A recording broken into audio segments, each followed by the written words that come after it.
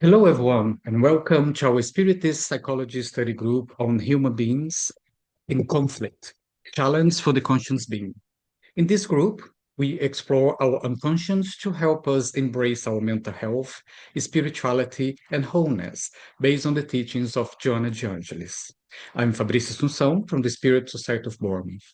Our speaker is Dr. Anahy Fonseca from the Spiritist Medical Association of Brazil.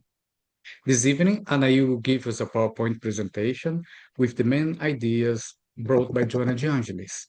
Then we will have time for questions and answers, followed by a time for us to share firsthand experience related to our study. Now, a few words of introductions about Dr. Anahy Fonseca. She's a psychiatrist, a Jungian analyst, and a member of the Medical Spiritist Association of Brazil, where she teaches Spiritist Psychology by Joanna de Angelis. She's a founding member of the Department of Psychiatry and Spirituality at the Psychiatry Association of Rio Grande do Sul, Brazil. For some 30 years, she has been working in psychotherapy, diagnosis, and research on the relationship between spirituality and mental health. Our study topic is Afflicting Challenges. Tonight, we will explore Chapter 9 from Joanna de Angelis' book, The Awakening of the Spirit. I now hand it over to Anahy. Thank you, Fabrício. Hello, everyone, again. So I'll just share the PowerPoint. Uh, is that okay, Fabrício? Yes. All right.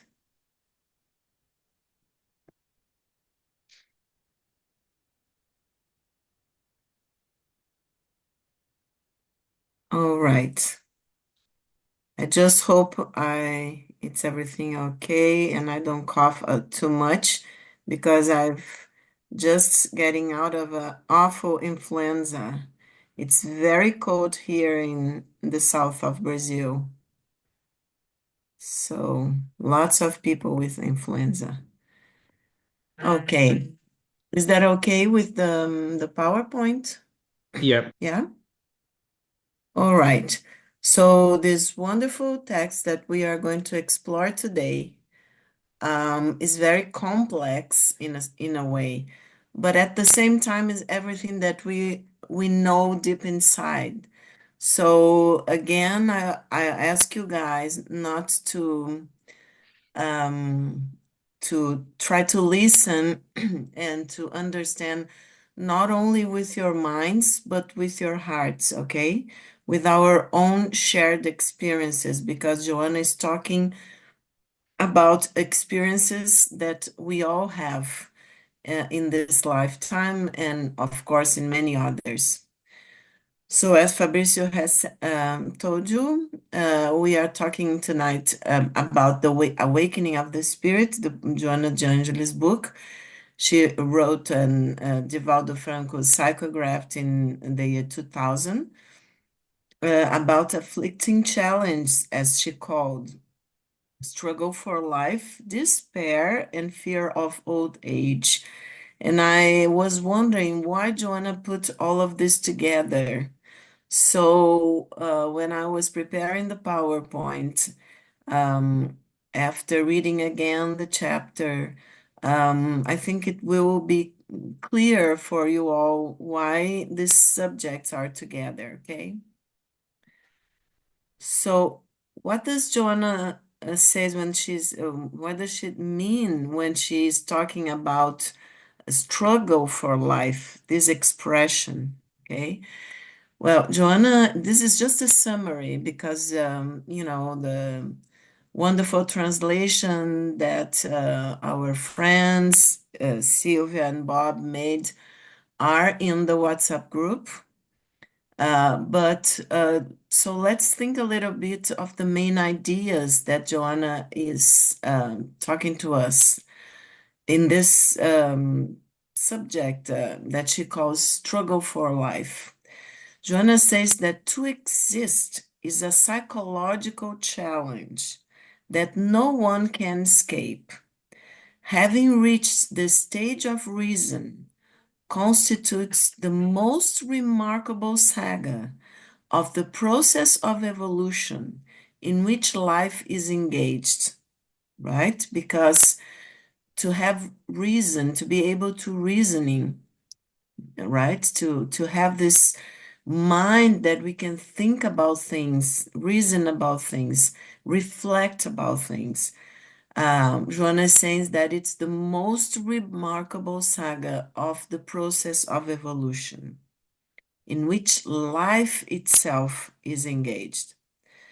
So she says, step by step, the psyche develops in the embryonic being, dragging previous experiences and encouraging them to continue through automatic phenomena that reach the fullness of their functions from the moment it conquers the level of consciousness.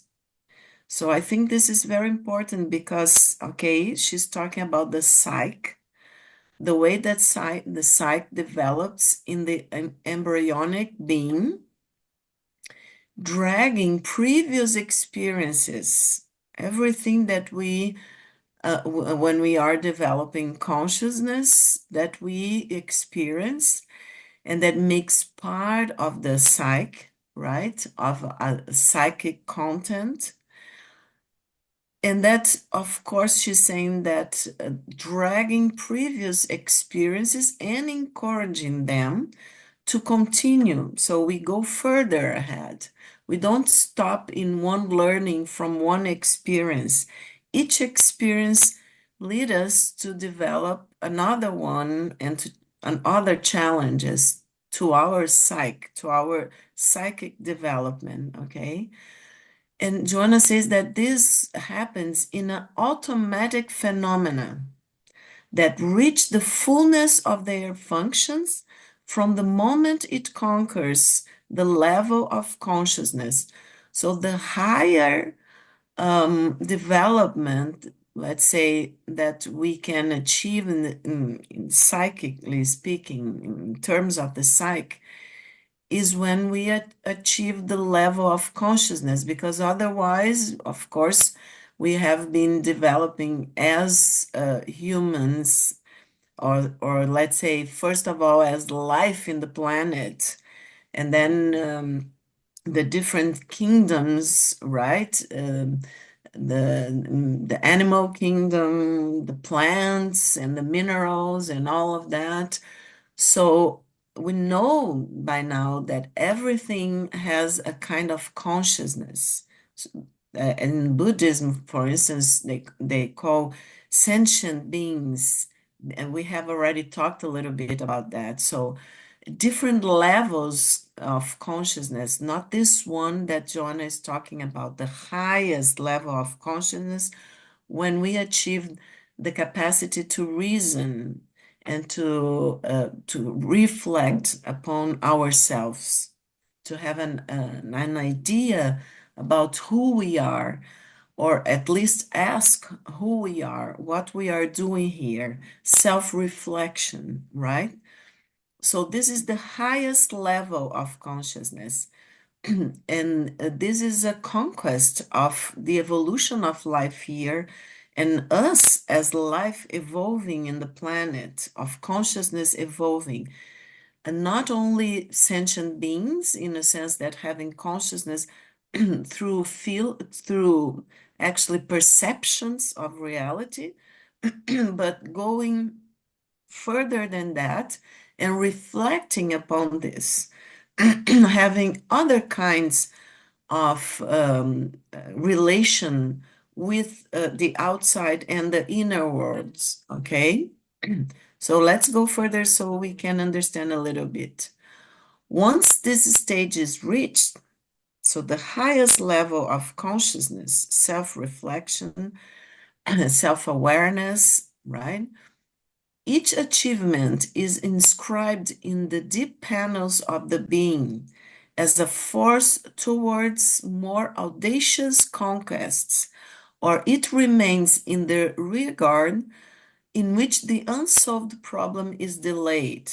So we can go further and we can evolve through challenges, or sometimes we can remain like in one step of evolution, what Joanna says in rearguard, in which the unsolved problem is delayed. So there is a problem that it's unsolved, and it's very important. We're not talking about simple stuff. We are talking about something that it's very important for the next step of evolution of consciousness. So Joanna says that the inheritances of the primary instincts become at this stage replaced by discernment, because we can reflect upon things. We can judge if it's bad or good, if it's right or wrong, right? So, which monitors them with mental clarity, avoiding impulse behavior, so that the scales of ethical values for greater performance are established. So you see, we are going, John is taking us step by step in the evolution of our consciousness of life. Struggle for Life is the title. So, of life, and especially of our own spiritual life, the way that our consciousness evolve here in this planet, in this experience. So she's saying that we leave the primary instincts behind when we have evolved enough, and at this stage, it's replaced by discernment. The impulses and instincts become replaced by discernment, which monitors them with mental clarity, this discernment, avoiding impulse behavior, so that the scales of ethical values, now she's talking about ethical values, then we are going up the stairs, let's say, a higher level of evolution yet, for greater performance are established. Of course, people, this doesn't happen. She's talking in a sense that she can teach us or show us the way that consciousness evolve. But of course, it's not like a unit. Okay, parts of us can still, even if we already have discernment, already have some ethical values, we can at the same time have parts of us that have primary instincts and behaviors that correspond to these primary instincts. Okay. Unfortunately, let's say we don't evolve as a totality. We have parts of us that go further and parts that stay a little behind. We are going to see that in a while when we are going to be talking. John is talking about some complexes, okay? Let's talk a little more. So the personality is then outlined with the frameworks that have been developed in previous experiences and can be elaborated with defined, and healthy contours, or structured through disturbing conflicts. So now Joanna is talking about the personality. So what happens here in this lifetime? We know that when the baby is born, right? We are developing a personality, an ego, the center of our consciousness, and a personality, right? So this personality, Joanna says, is then outlined with the frameworks that have been developed in previous experiences. So you see, we are a sum of everything that we have lived previously, even to this lifetime, okay? And can be elaborated with defined and healthy contours we can be okay, depending in a sense, because more or less, again, we are not a totality. We have parts that are more developed than others. Otherwise, we would be archangels or whatever and not be reincarnating here again, right? So, what is important for us to understand is that we can be healthier in this lifetime, for instance, in one lifetime, because we have elaborated enough, we have understood enough some basic tasks and things that we are supposed to be living in this life, and giving this experience here defined and healthy contours, or structure through disturbing conflicts. If we bring from, past experiences too many disturbing conflicts, of course they will just happen again, maybe in different contexts, but with the same amount of emotions, memories connected to them, so that we can, a certain way, sorry, live again the basic of the challenge that we haven't understood previously and that we haven't, let's say, resolved before, okay? So the being in its individuality of texture improves itself with the knowledge it acquires, developing the feelings that exude its innermost self, in order to achieve the harmony it seeks. Okay, we are never free in a sense, and it's good. That's good. That's not bad, because we need to evolve. We need to understand what we want to achieve, because we are always looking for our spirits, let's say, always looking for harmony, peace, higher values, right? Spiritual values, because we want to evolve. I don't know if you remember, we have talked previously of a term that Joanna uses a lot. She calls diotropism, that it would be the movement towards God. Dia is Latin word for God, right? Or source or unity. So our spirits have this force that leads evolution, let's say, of our consciousness, of our spirit, towards a unit, that we know that this unit, this source that created everything, and that we are in it and it is in us, is full of the highest values that we can imagine, and the most, let's say, that we can understand, even if we don't quite understand it. But the highest force that John is going to talk about in this text is love, is the energy of love. It's everything that constitutes love, okay? So we have this impulse, this drive towards this light that is the source, that is this power of love that we are drawn to, right? So, of course, let's read it again, because this is very important. What Joanna is talking about here.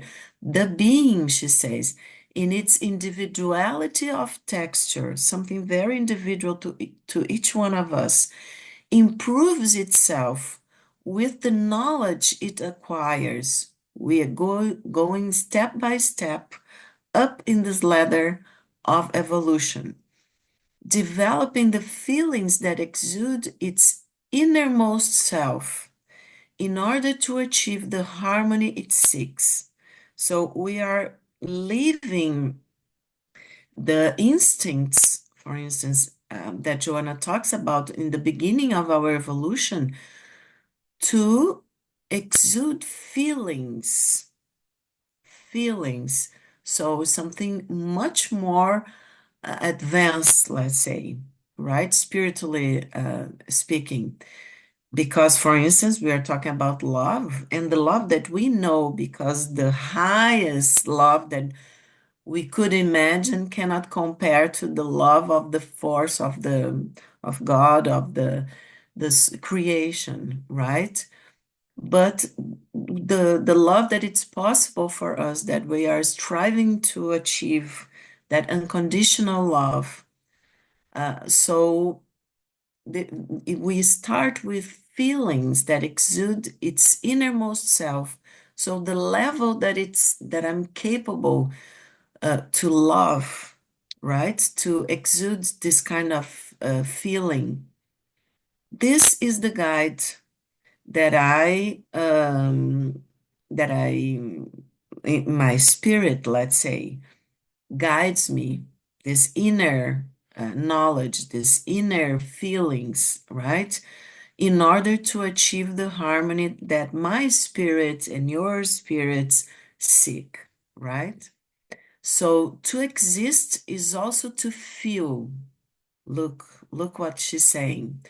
To get involved, to love, to design projects, to walk towards the needs to equate them, achieving the perfect identification between being and to be. And I would say, just to put in psychological terms, what Joanna already said in other texts that we have been discussing, the perfect identification between being and to be, in a sense that being is what we are doing here. The ego, our personality, is doing here. We are being, we are learning, relating to each other, relating to the world, relating to our bodies. So we are being here in this moment. But we also have to try to achieve this perfect identification, not only with the being here, with our personalities, our ego, but also with being and to be.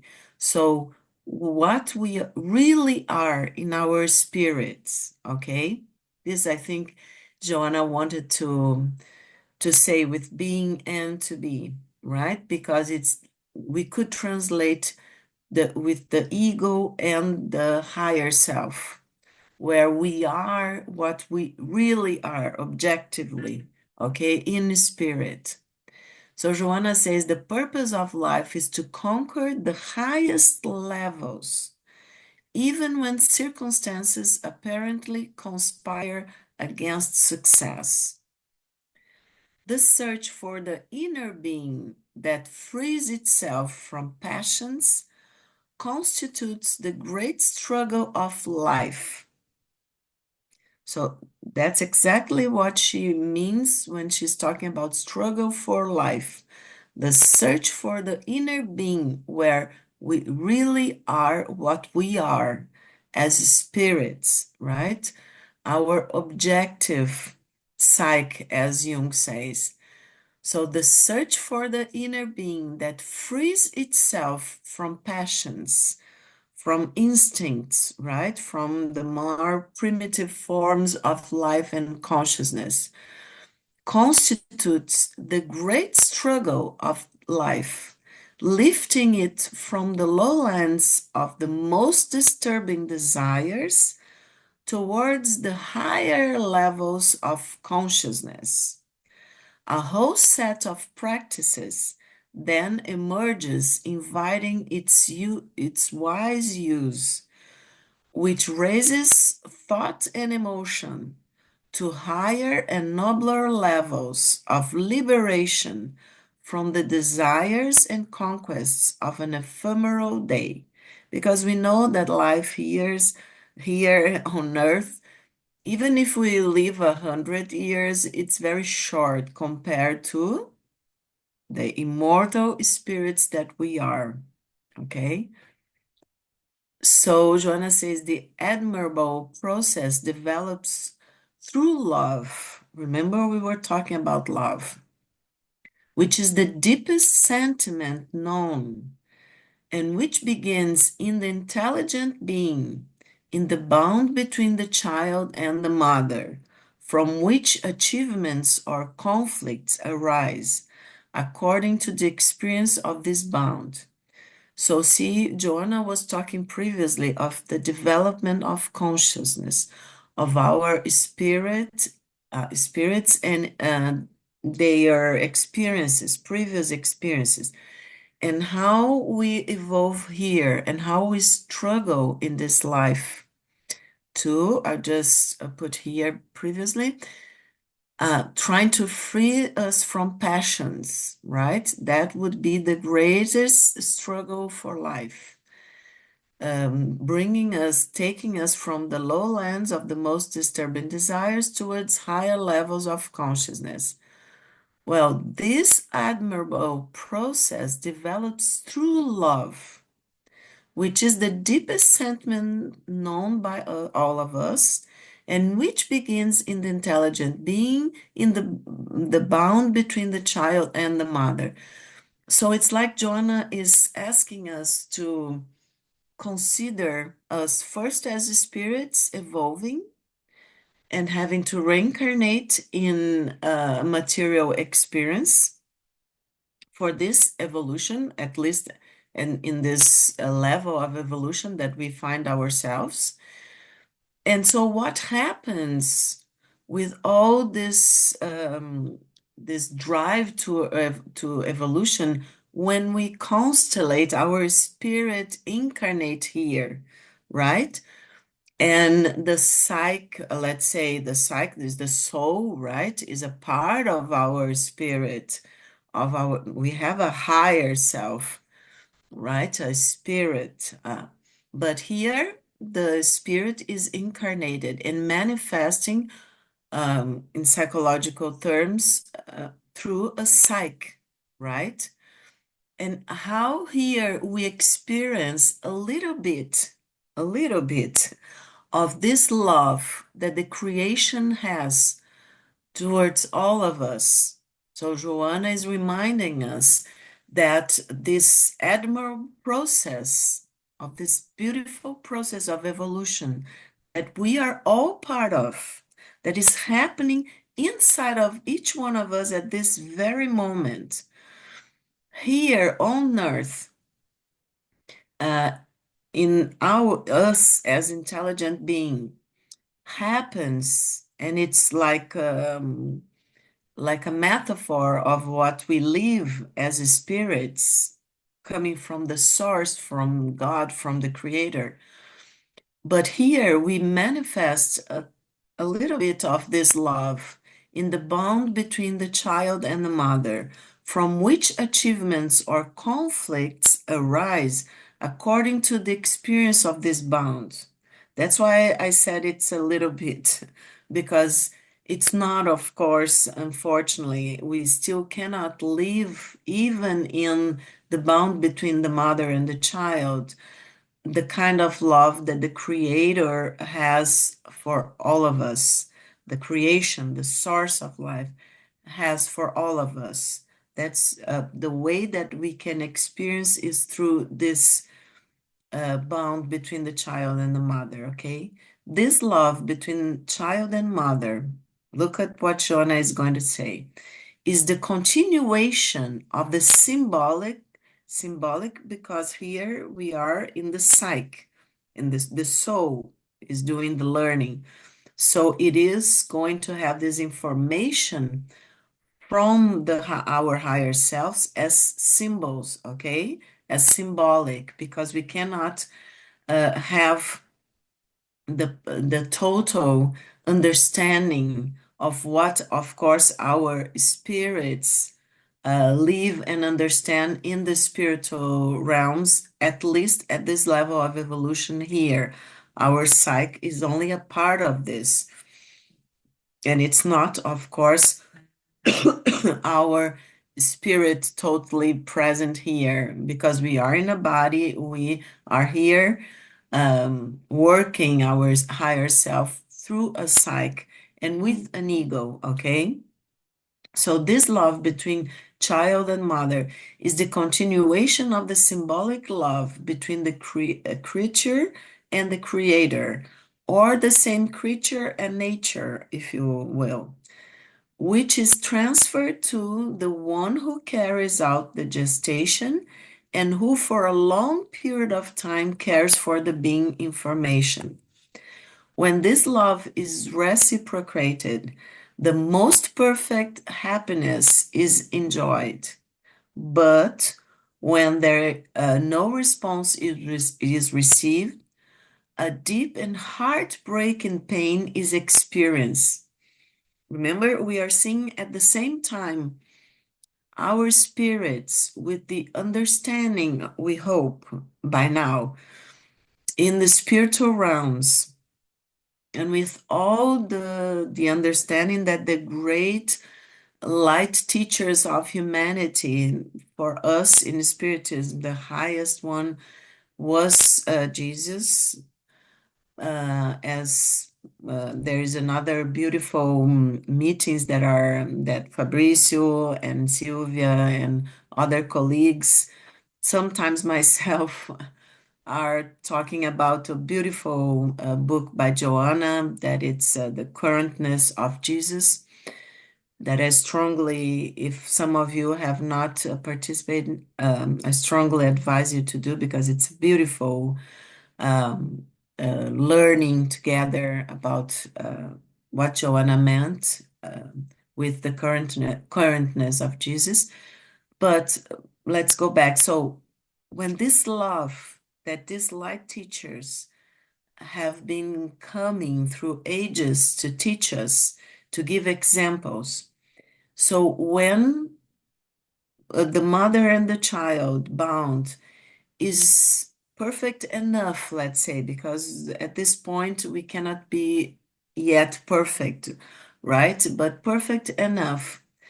This love is reciprocated. Then happiness is enjoyed. But when there no response is received, a deep and heartbreaking pain is experienced, because it's not only the personality, the ego that feels the pain and will have consequences in the balance of the psyche, okay? But it's also because we are together, the ego consciousness, the personality, and the higher self, right? And the self, capital S, Jung self. So they are both here in the psyche, right? So we can feel this pain, this heartbreaking pain, with our egos, with our personality, and have consequences like psychiatry disease, problems, psychological problems. But also our souls are going to feel pain, okay?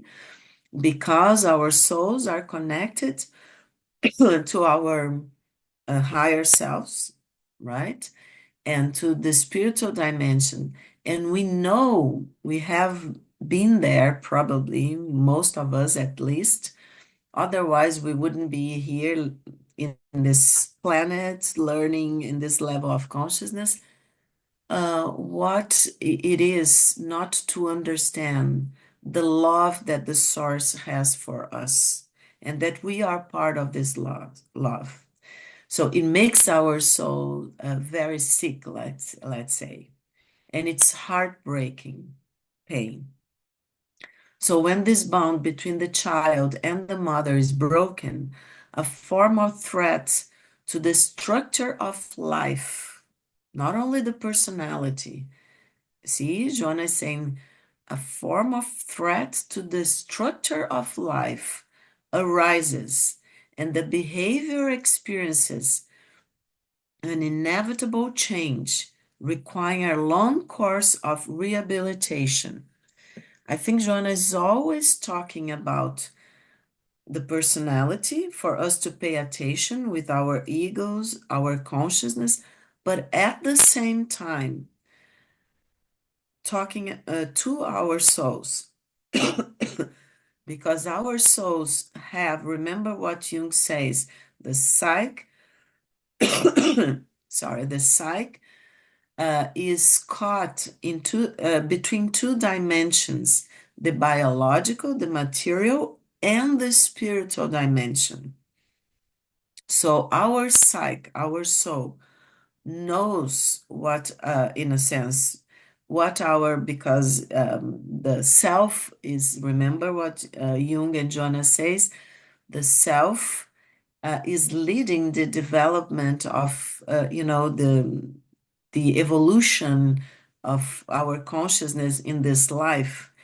And our, Jung would say, our individuation process.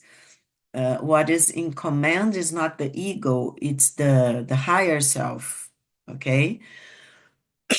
So, uh, so our souls are going to suffer also. It's not only our personality.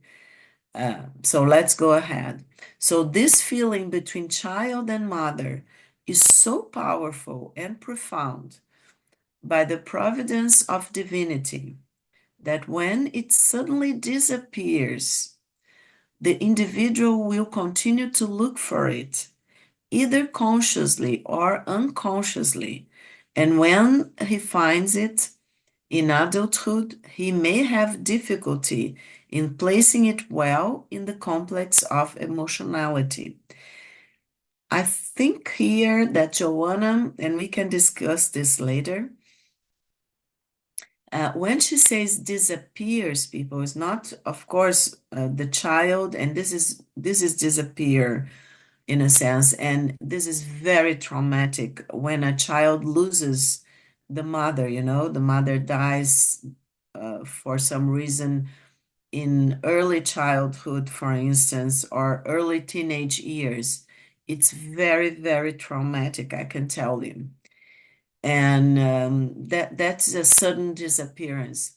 But of course, one is also talking about disappears. For instance, if you have a mother that is a drug addict, for instance, alcoholic, or a mother that is caught herself in childhood and doesn't want to get old. We are going to be talking also in a short while about fear of getting old, right? So I think that's the connection that Joanna is asking us to make. That and nowadays it's so important for us to understand this.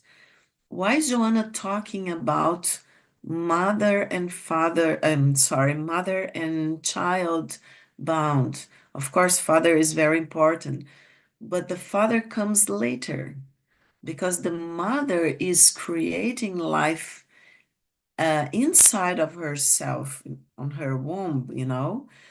And it's a mystery that the mother has to surrender for the life that is being created inside of herself. And it needs a very mature person, unfortunately.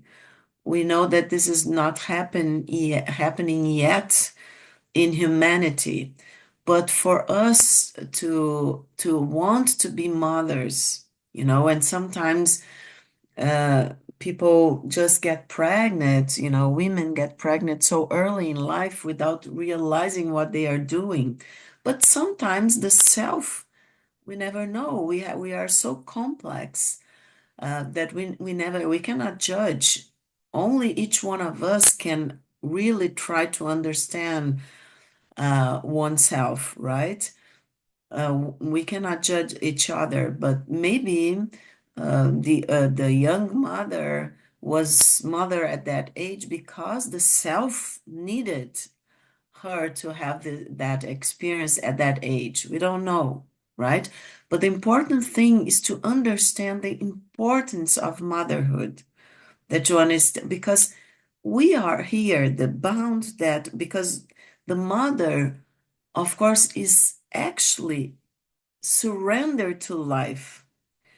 And most of the mothers would gladly give their lives if it represented that the child would be born or would be healthy, you know. So this is the closest that we can achieve in this life to feeling something similar of unconditional love that we have, like teachers, and the highest one that we know that gave at least this example of dying for brothers and sisters and children was Jesus, Master Jesus. So what I think it's very important here is that an analogy is that what we can feel closest to unconditional love is the bond between child and mother. And if it suddenly it's broken, damaged, or here, as Jonas says, disappears, it's very, very traumatic for the personality and for the soul, okay? And what happens is that the person goes, the individual here, Joanna says, will continue to look for it because it's a need of the soul, of our spirits, this love, either consciously or unconsciously.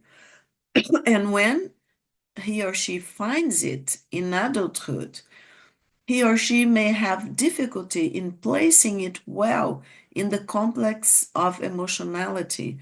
Let's see a little more about it. She says that it is not difficult, therefore, to imagine that the being frustrated in childhood, carrying still the pain of the separation from his mother's affection, or the affection that she should have had for the child, transfers to the wife, or that's projection, people. So the person transfers to the wife or husband that feeling of laceration, seeking childish support for his or her unfulfilled desires or his or her passions not yet overcome, because it gets all mixed up. I am looking for that love, but am I looking for that love that I should have experienced with my mother that gave me such a trauma or such pains in my soul? But it is the love, is the experience of the love that the child inside of myself uh, should have had. If I don't understand and if I don't learn to love my inner child, my hurt child within, and take care of her and understand what really, from where the pain is coming, okay? Because it is an archetypal also issue. We are going to see that better. So I will just project outside in a partner in or in friends or whoever. So, however, Jonas says, when this love is healthy and continuous, the individual is able to spread it with all those he meets, remaining secure in his affections and sexual functions, in fraternal behavior and in social life. An adult always capable of developing new values and accepting challenges that make him increasingly accredited to victories in the activities he undertakes. At this stage, the individual has already freed himself from the loving connection with his mother and has started to identify her with another feeling of respect and gratitude, preserving the resources drawn from that childish relationship, which will now extend towards all people and the world in general. The struggle for life on this occasion is transformed into the conquest of life because it replaces immediate desires with the ineffable joy of living and loving. I brought to you here, but I'm not showing this because we want to debate and we want to have the other part. I will share my PowerPoint in the WhatsApp group, okay, Fabricio? And it's just we have already seen some of these PowerPoints about the parental complexes. And I brought to you James Hollis, that's a wonderful book, Mythologems, Incarnations of the Invisible World, in the first year of our meetings, okay? But I just wanted to put here so that I will share the PowerPoint with you in the WhatsApp group, okay? And so we are just in the end. When Joanna talks about despair, she's just going a little deeper in the previous discussion because she says that when the child mother love was frustrating and unsettling, the adult transfer his needs to other people, which becomes morbid, passionate, insecure, confined. He remains incapable of making bonds of respect and exchange of affection because he projects the conflict onto others so that he can solve it, falling into despair. The insecurity which results from unexperienced love leads to self-destructive behavior in which one seeks to escape from reality through embarrassment and anguish, phobias and emotional instability, which always destructure the personality.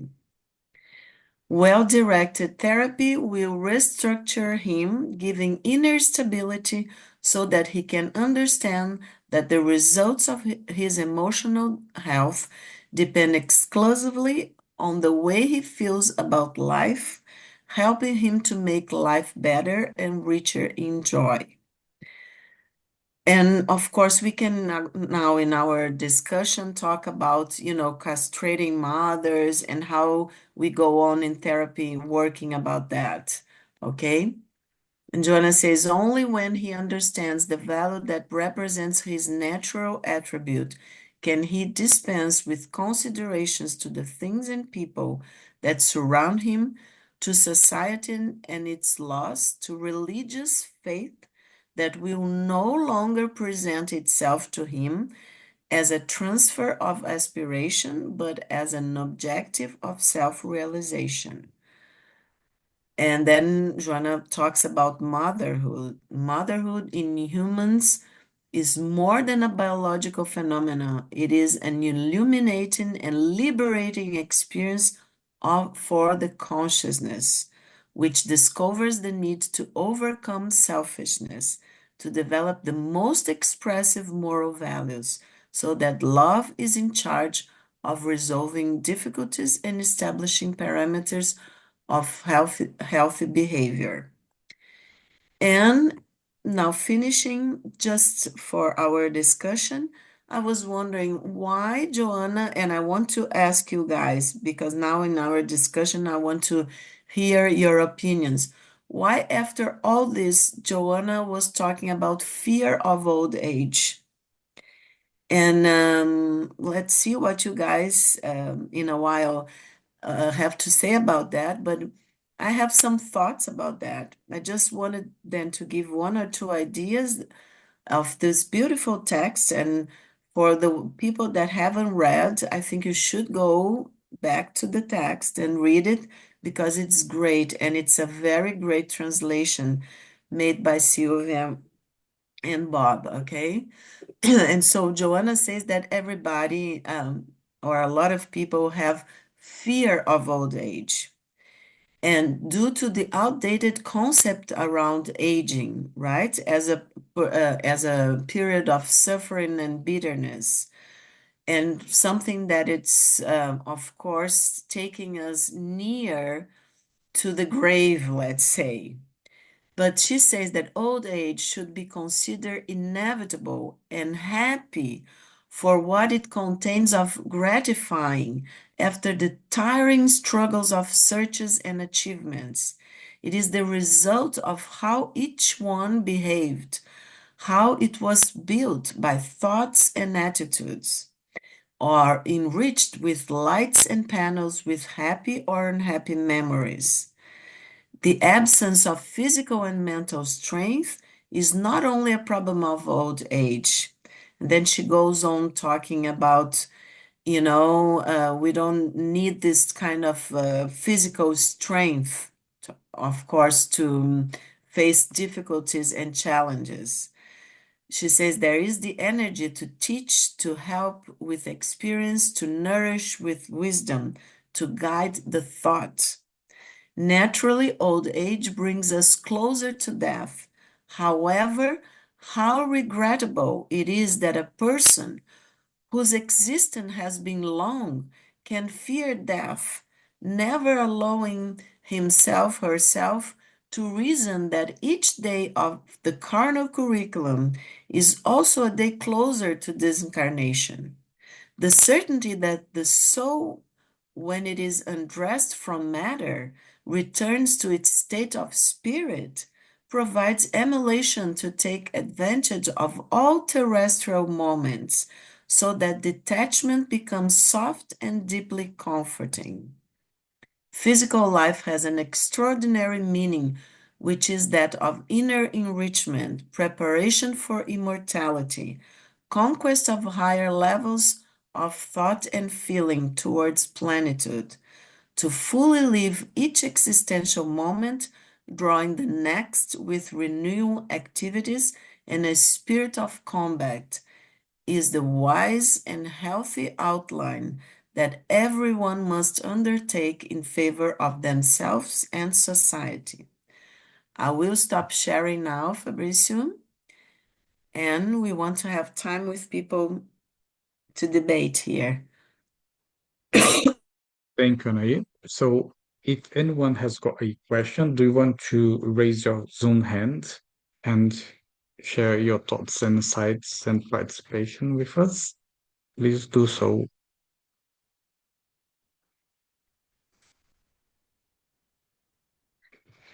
I just sent you guys a challenge to ask to answer me why Joanna put fear of old age after struggles of life. If you guys would like to share your thoughts, I would love to hear you.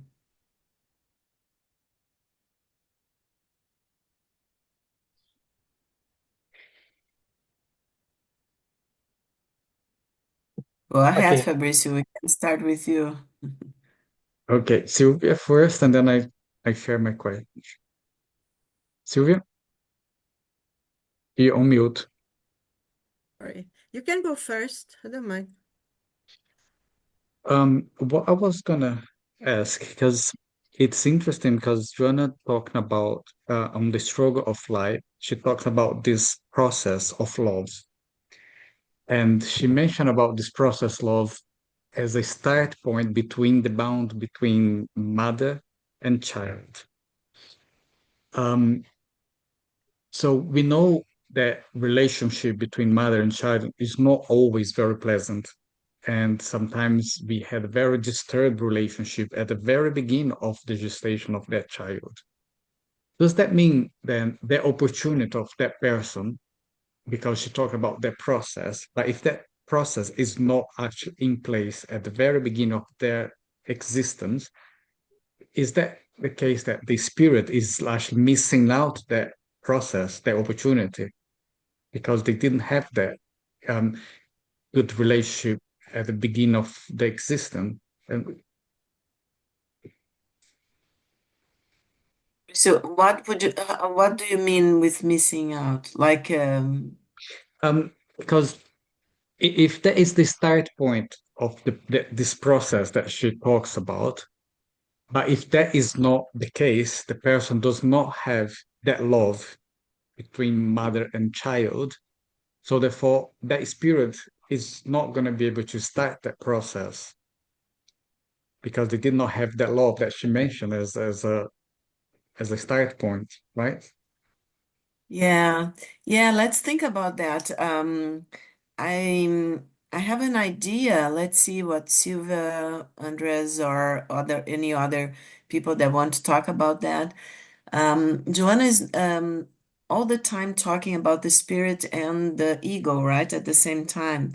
So I understand that you are asking, let's say an orphan, right? Let's think of an example to make it clear. You mean if the child couldn't feel the bond, the very first bound of love from the mother died in childbirth. There are unfortunately children that stay in hospitals or or houses where they take care of orphans, but they don't have, a mother to breastfeed or to somebody that will represent.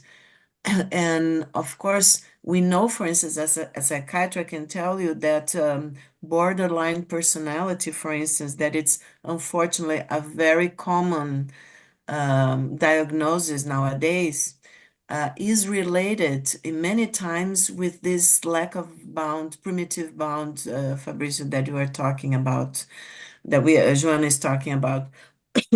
So it is felt as something very threatening for the ego, because the mother is the energy. Let's talk about the energy of love, the person that is going to represent in this lifetime, the energy of love that will introduce us to this experience. So you have very frail ego, an ego that is starting to evolve in a very frail and delicate organism, right?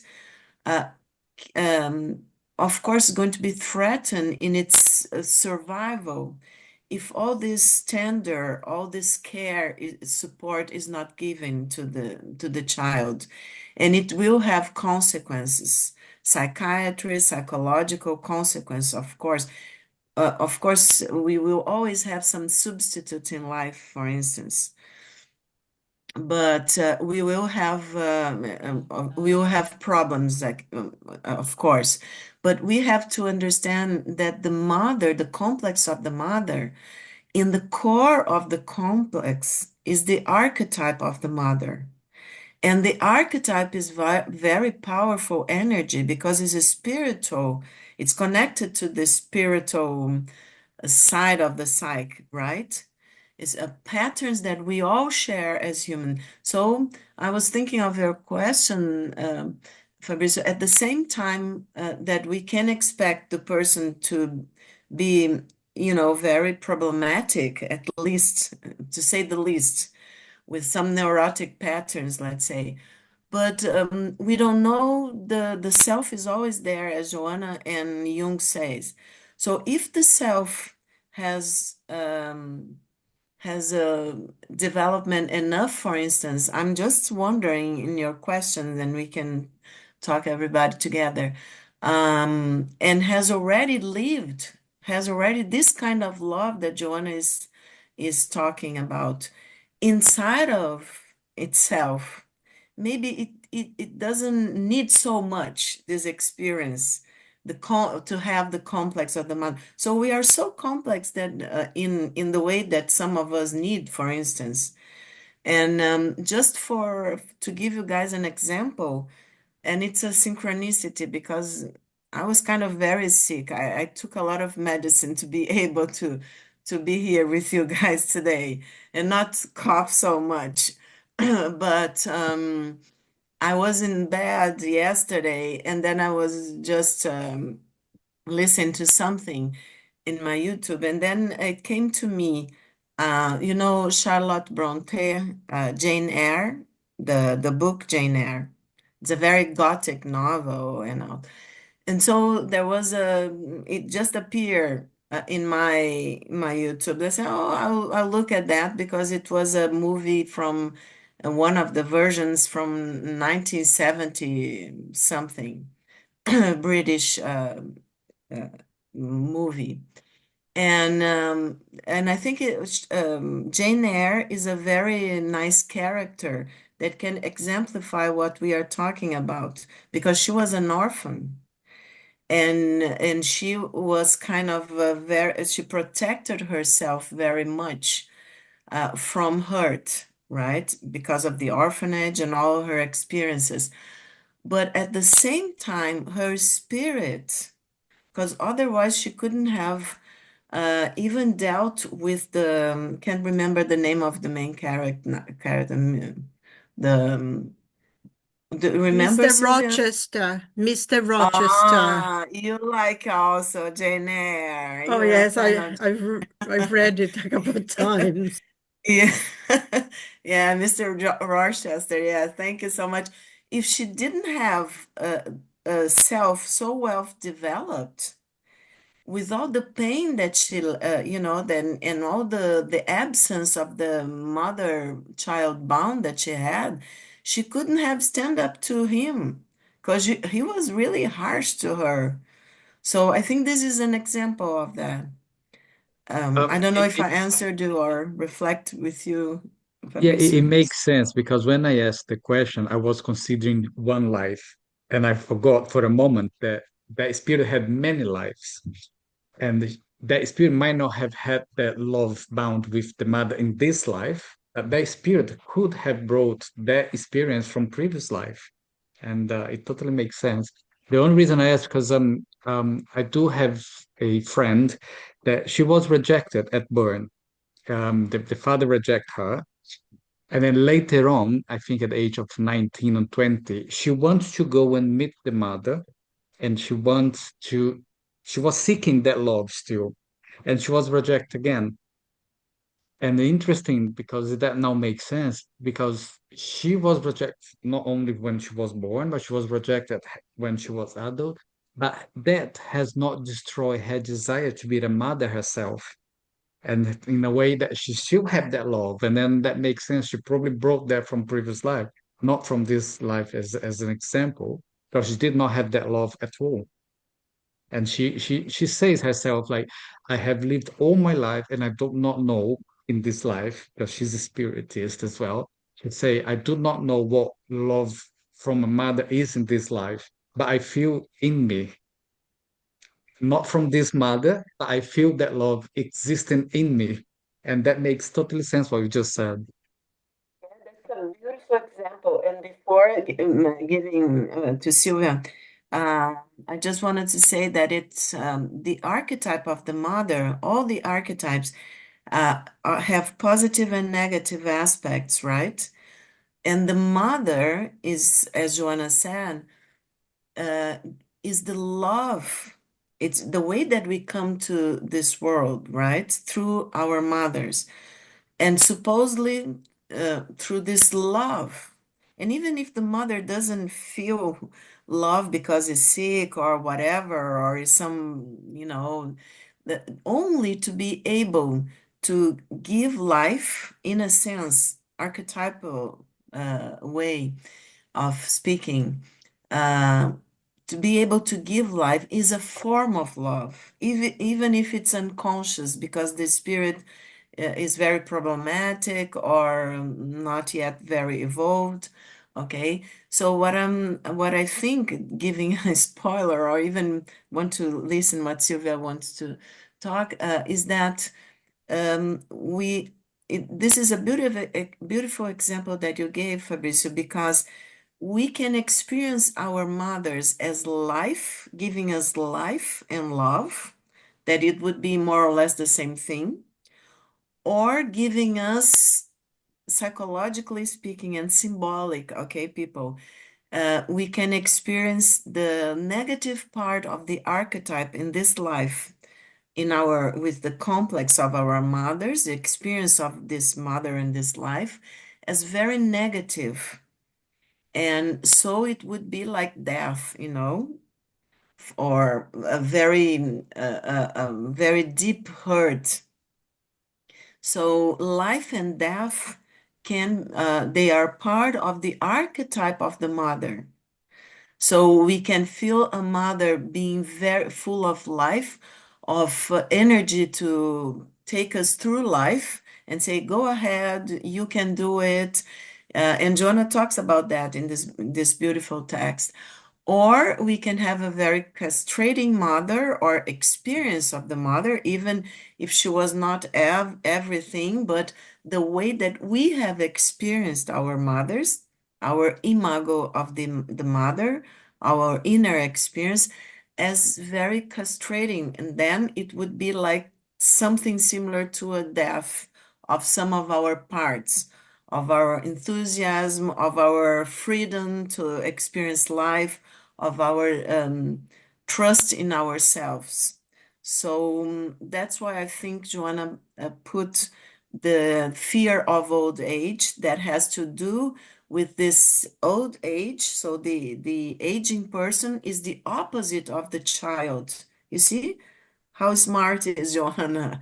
I had almost a headache. Why is she putting fear of old age in the end of? Oh, sorry, I have talked too much. Go ahead, Sylvia.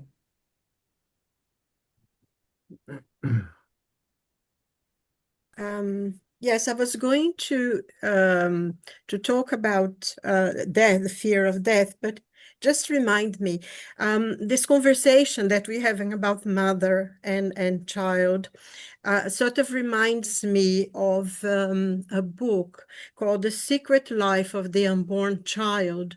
I don't know if you know it. It was a psychiatrist through a certain situation that happened. He started researching about mothers, and he talks about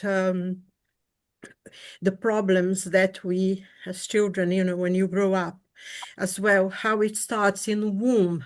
And there are many, many things, but one of the things that he says mostly, like when the fetus is still inside the mother, if he only has any problem when he feels the mother's life is in danger, so his life would be in danger. It's very interesting because this connection is very, very much from the very beginning of conception almost. And of course, I think André Luiz in his book, Entre a Terra e o Céu, Between Earth and Heaven, he talks about these connections with the mother and all the spiritual connections that you have, the mothers that you need to have for the experience that you need to have. I think also one of the things, not the mother sometimes not necessarily died, but are completely emotionally detached.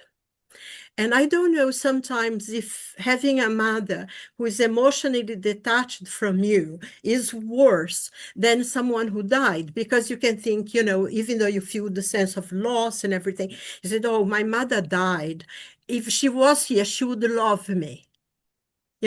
Whereas if you have a mother that's completely emotionally detached from you, you will feel that sense of loss, but someone who's there, I think, can be more painful in that sense as well. Because there are certain situations, and some mothers can be extremely toxic, really, really toxic. But, I think we always look into the part of the past of our lives, because we are much more than just this life and just this body. And going to mother relationship as well, there is another book called my name, I was called Eat.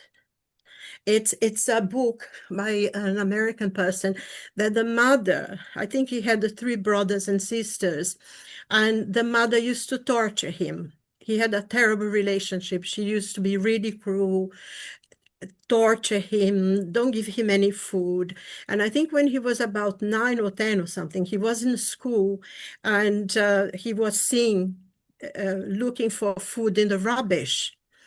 And he was always dirty and everything. And one of the teachers started noticing that on him and went to talk and find out, because the other siblings were all right, well fed and everything. And then he goes through all the point of the problem. And he actually wrote this book called A Child Called Eat.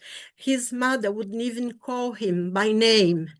She would say eat on that. So it's so complex, but it's the way Joanna writes, she always gives a deeper perspective, and of course there is a lot of pain and despair. that people will go through, because of course they will have that sense of loss, because they are coming with people that, you know, in the past they may have had some problems with. And it's, you know, it's really an interesting topic to talk about. Now, I think about fear of death. I think the first paragraph, in a way, almost defines the whole text, because she says how the world see old age. And sometimes a person, you begin to feel pushed out, I think, basically, because are you old, you don't know anymore, you know, for a computer, or you're never going to learn this because you're old. And I think somehow it started to integrate in our psyche that we're not going to be able to do anything because we're old. And I think gratefully now things are changing. A lot of perspective of old people not being able to do anything or fulfill certain requirements, you know, it's beginning to change, and quite well, actually. And I think that's what Joanna says, because she says, you know, if you eat well, if you exercise a bit, and keep your mind busy, keep relating to other people, you know, you don't feel that necessity, because the problem was when you think that you're old and you go into plastic surgeries and all that thing because you wanted to look young, and it's almost like you give up part of yourself or that experience of life, or all that you learned. You know, at one point she says, is the way you live life. So if you have a life of fulfillment, that you do things, you learn things, you go on, this makes a lot of difference in how you see yourself. Because, you know, I personally sometimes say, but why are you still working? You know, why don't you retire? And I say, I like working. I feel good doing it, you know. Yes, but I mean, you should be retired by now. It's almost like people feel that because you reach a certain age, then you have to behave like that, you know, retire. I said, if you want to retire, retire. I feel completely healthy. I feel strong. My head is very clear, and I love working. It's fine for me. And they still, Sylvia, so, you sorry to know, interrupt. We, we sorry. need we need to wrap it up because we have to move on to the next session. So Yeah, okay.